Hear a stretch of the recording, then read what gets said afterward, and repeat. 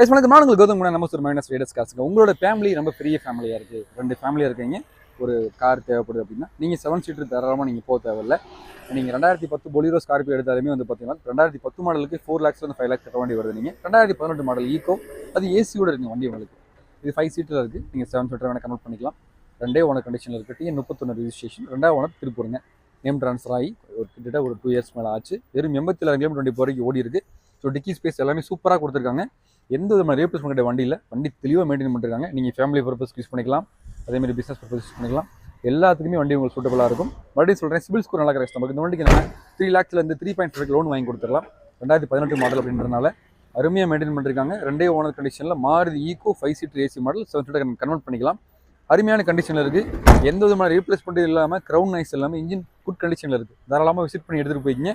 மறுபடியும் சொல்கிறேன், மார்க்கெட்டில் இந்த வண்டி 4.5 to 4.25 ரூபா போயிட்டு இருக்கு. நம்ம இந்த வண்டி கொடுக்குற பிரைஸ் பார்த்தீங்கன்னா வெறும் 3,99,000 ரூபாங்க. எதுவுமே ஃபிக்ஸ்ட் பட்ஜெட் கிடையாது. கேஷ் பண்ணலாம். நேரில் வாங்க, ஓட்டி பார்த்து பிடிச்சிருக்கு அப்படின்னா பெஸ்ட்டாக பண்ணி கொடுத்துடலாம். தேங்க்யூ.